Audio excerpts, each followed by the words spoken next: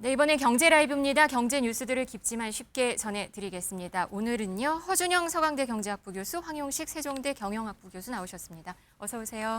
안녕하세요. 네, 시청자 여러분, 챗 GPT 아시나요? 사람처럼 똑똑하게 대화할 수 있는 인공지능 AI를 말합니다. 그런데 이 챗 GPT를 만든 오픈 AI의 샘 올트먼 CEO가 어제 한국을 방문을 했습니다. 그래서 삼성전자와 하이닉스와 손잡기로 했고요. 용산으로 가서 이재명 대통령도 만났습니다. 그 모습 보시겠습니다.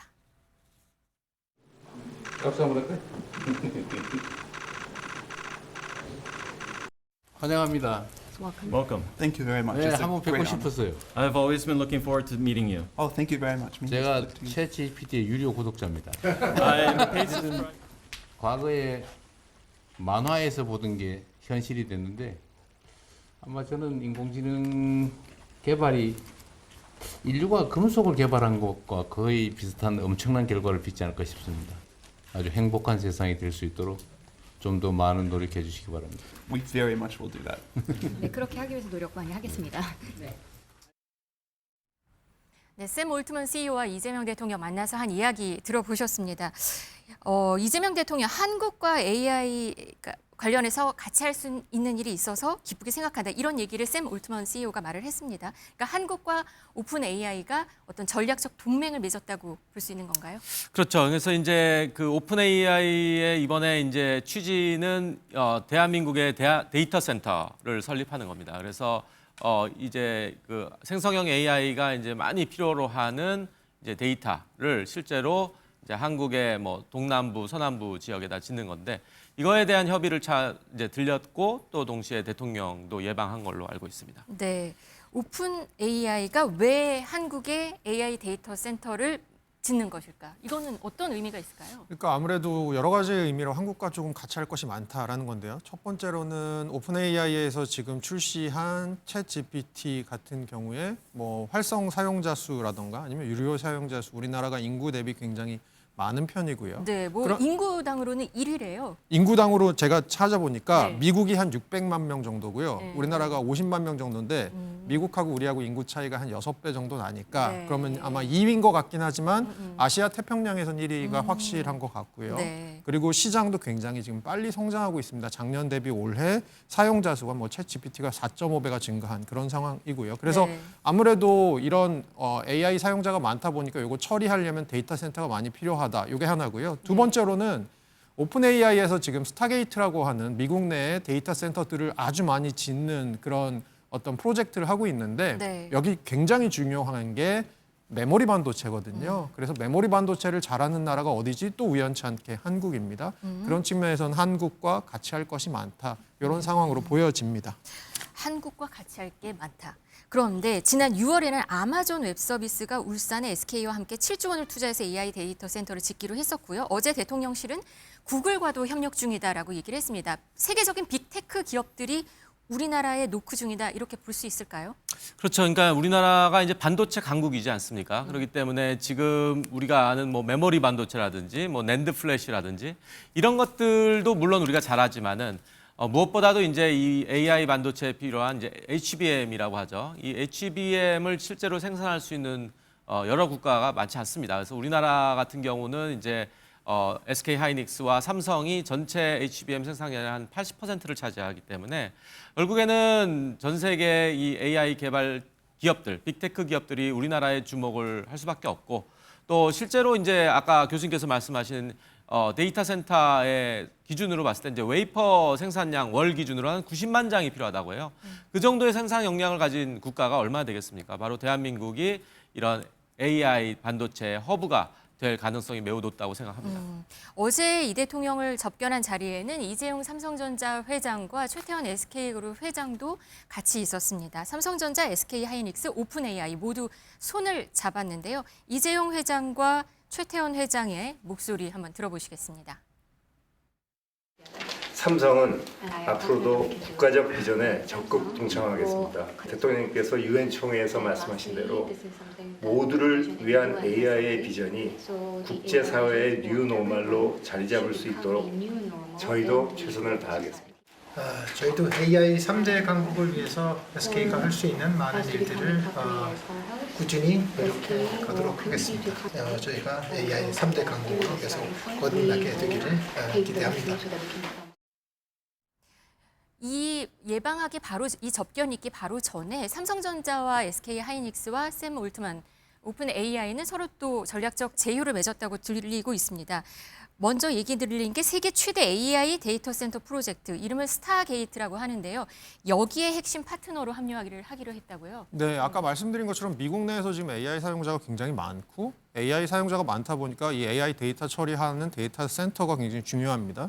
데이터 센터를 미국 전역에 짓겠다는 프로젝트고요. 이거 주체가 누구냐면 오픈 AI, 샘 올트먼이 CEO로 있는 오픈 AI와 그리고 손정희 회장이 있는 소프트뱅크, 이 두 회사가 주체로 들어가 있고요. 여기에 뭐 엔비디아나 마이크로소프트 같은 오라클 같은 회사들도 파트너로 들어가 있습니다. 네. 규모가 어느 정도냐? 향후에 투자 규모가 5년간 5천억 달러 정도 됩니다. 700조 원 정도 되니까요. 우리나라 1년 예산이 한 600조가 좀 넘거든요. 네. 얼마나 큰 규모인지 알 수 있고요. 아까 잠깐 말씀드렸고 뭐 우리 황명식 교수님도 말씀해 주셨지만 이게 굉장히 중요한 것 중에 하나가 메모리 반도체가 많이 필요합니다. 웨이퍼 말씀 주셨는데요. 이게 뭐라고 생각하시면 되냐면 시청자분들 혹시 그 반도체 만들 때 밑에 반짝반짝한 빨간색, 그 반짝반짝한 은색의 이 조그만 판 같은 거 기억나실 겁니다. 거기 저거죠? 저건가요? 아직 안 나오네요. 그 피자를 만들 때 피자 밑에 도우라고 생각하시면 되는데요. 네. 그 웨이퍼가 90만 장 정도 월에 필요한 정도의 굉장히 큰 규모인데 네. 현재 월간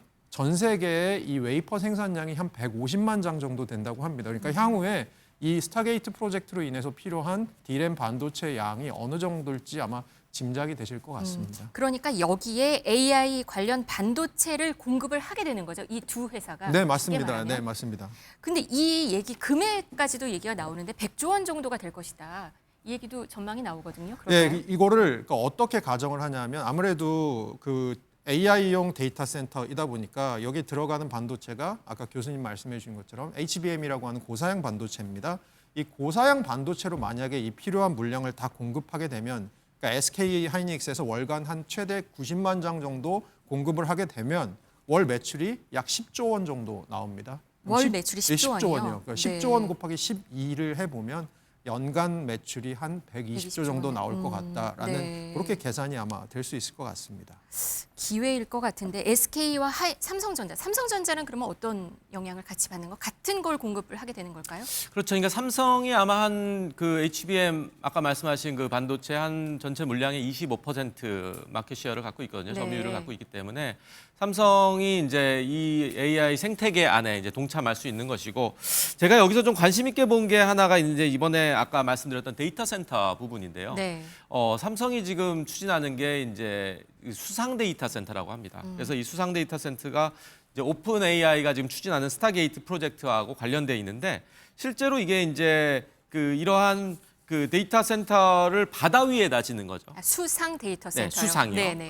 그래서 열이 많이 나서 그런 그래서 건가요? 포항 앞바다에다가 이제 짓는데요. 탄소 배출량도 많이 줄이고 열도 좀 줄이고, 그다음에 그런데 이게 이제 설치가 매우 어렵다고 합니다. 그래서 이제 과연 이것이 실제로 하나의 어떤 그 품질 규격으로 이제 자리 잡을 수 있느냐, 표준화될 수 있느냐, 이게 관건인데, 실제로 이거를 이제 삼성이 오픈 AI와 같이 해서 수상 데이터 센터를 짓겠다는 발표는 매우 좀 야심찬 그런 프로젝트가 아닌가 생각이 듭니다. 이런 얘기들이 나오니까 오늘 주가는 오늘 코스피 지수 엄청 높았고요. 삼성전자도 9만 전자를 4년 9개월 만에 터치를 했다고 합니다. SK 하이닉스는 12% 가까이 오르기도 했는데 진짜 다 반기는 모양새입니다. 그렇죠. 그래서 이제 오늘 아마 장 마감할 때 9만 전자, 그다음에 40만 닉스가 현실화되느냐 이제 지켜볼 일이고, 이거는 이제 앞으로 계속 이 모멘텀을 갈 예상입니다. 왜냐하면 이런 대형 프로젝트에 우리 기업들이 참여한다는 것은 그만큼 아까 교수님께서 말씀하신 어떤 전체적인 매출이라든지 수익성이라든지 이런 것들에 있어서 매우 청신호거든요. 그래서 앞으로 이제 반도체 업황이라든지 사이클도 계속 이제 뭐 계속 업앤다운이 있습니다. 계속 올랐다 내렸다 하지만은 지금 이 추세로 봐서는 2027년까지 계속 반도체 업황도 호황으로 이어지지 않을까라는 업계의 조심스러운 예측도 있습니다. 삼성전자와 SK하이닉스 그동안의 치열한 물밑 협상을 벌였다고 전해지고 있습니다. 생각해보면 이재용 회장은 7월에 선밸리 갔었고 실리콘밸리 방문할 때마다 샘 올트먼을 만난 것으로 사진들이 계속 보여졌어요. 네, 그러니까 선밸리가 어디 있는 거냐면 아이다호주에 있습니다. 여기에 그 2025년 7월에 그 국제 비즈니스 회의가 열렸습니다. 방금 전에 말씀해 주신 그 회의인데요. 네. 여기는 뭐 빌 게이츠도 오고 저커버거도 오고 뭐 팀 쿡 애플 CEO도 오는데 여기 이제 올트먼 회장을 따로 만났다는 겁니다. 이재용 회장이 그동안 뭐 여러 가지 이슈가 있었어서 네. 이번에 9년 만에 참석을 했거든요. 9년 만에 참석을 해서 누굴 만났나? 만난 사람 중에 샘 올트먼 CEO 개인적으로 만났고 현재도 개인적으로 직접 통화하는 사이라고 알려져 있습니다. 아, 최태원 회장은 어때요? 사실은 최태원 회장이 먼저였다는 얘기가 있어요. 샘 올트먼과의 인연은. 네, 그러니까 2023년으로 이제 2년이 거슬러 올라가는데요. 아무래도 아까 교수님 잠깐 말씀해 주셨지만 HBM이 되게 많이 필요한데 삼성보다는 SK 하이닉스가 최근 들어서는 HBM에서 굉장히 각광을 받고 있었거든요. 네. 엔비디아의 납품도 성공하고 이런 것들이요. 아무래도 샘 올트만 입장에서는 여러 가지로 또 이런 부분이 작용을 한 것 같고요. 최태원 회장께서 사실 뭐 미국에서 시카고에서 공부도 하셨고 사실 미국 문화 굉장히 익숙하실 텐데 굉장히 두 분 보면 좀 친해 보이는 느낌이 들더라고요. 네, 그래서 사진 네, 나오네요. 저렇게 개인적으로 네네. 사진도 찍고 그다음에 이번에도 샘 올트먼 회장이 SK 빌딩 갔다가 이제 거기서 회의하고 나오면서도 굉장히 막 즐거운 표정을 지으면서 엄지척했던 그런 사진도 저도 기억이 납니다. 네, 이 셋의 동맹은 정말 앞으로 우리나라 산업, 우리나라 기업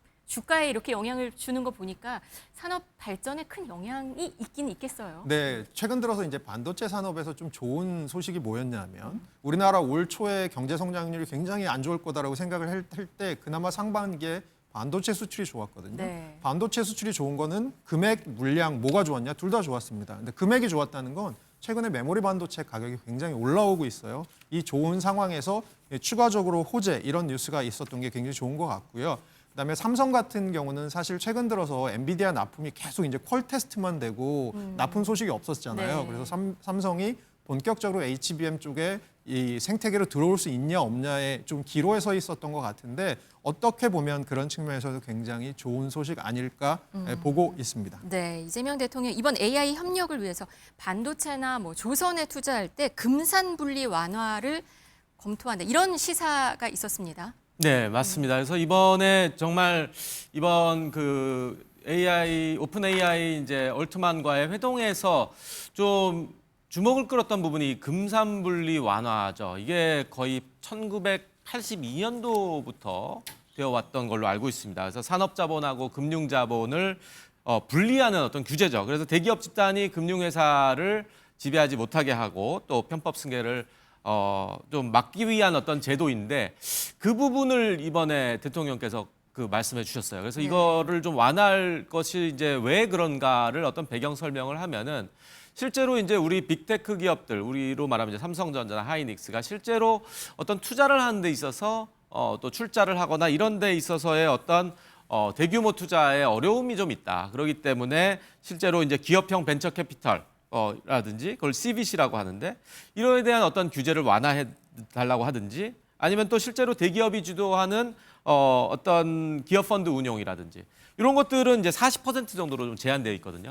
그래서 이런 것들에 대한 좀 완화가 필요해야지만 이 대기업, 빅테크 대기업 집단이 이 AI 생태계에 과감하게 좀 투자할 수 있다. 한 예로 이제 소프트뱅크, 일본의 소프트뱅크 같은 경우는 뭐 그런 어떤 금산 분리의 규제가 없기 때문에 자유롭게 이 생태계를 만들어 나갈 수 있거든요. 그거를 아마 대통령께서 이런 인식한 거 아닌가 그런 생각이 듭니다.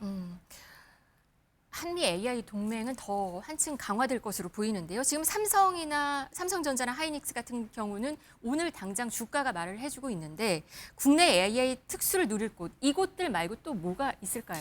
그 아무래도 지금 뭐 네이버나 카카오 같은 기업들에서도 우리나라 빅테크 기업들에서도 AI를 계속해서 이제 엣지를 주면서 여기를 좀 성장시키려고 하고 있는 부분이 있습니다.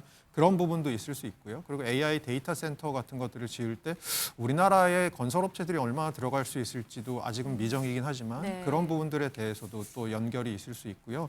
또 하나는 사실 제가 아까 말씀을 드리려다가 못 드린 부분 하나 있는데요. 우리나라 내 이번에 데이터 센터 짓겠다고 MOU를 맺은 지역들을 잘 보실 필요가 있습니다. 포항이나 울산이 네. 한 축이고요. 네. 전남 쪽이 또 한 축입니다. 네. 뭐냐면 AI 데이터 센터에 굉장히 많이 필요한 게 전력입니다. 전력망이 어디 있을까요? 포항이랑 울산 주변엔 뭐가 있죠? 뭐가 있냐면 원전들이 굉장히 많습니다. 그리고 전남에는 이번 정부의 에너지 고속도로라고 해서 거기다가 대규모 재생에너지, 특히 풍력이나 이런 것들을 지금 태양광들을 하려고 하는 지역입니다. 어떻게 보면 이런 산업과도 관련이 있을 것 같다 정도의 생각이 좀 듭니다. 알겠습니다.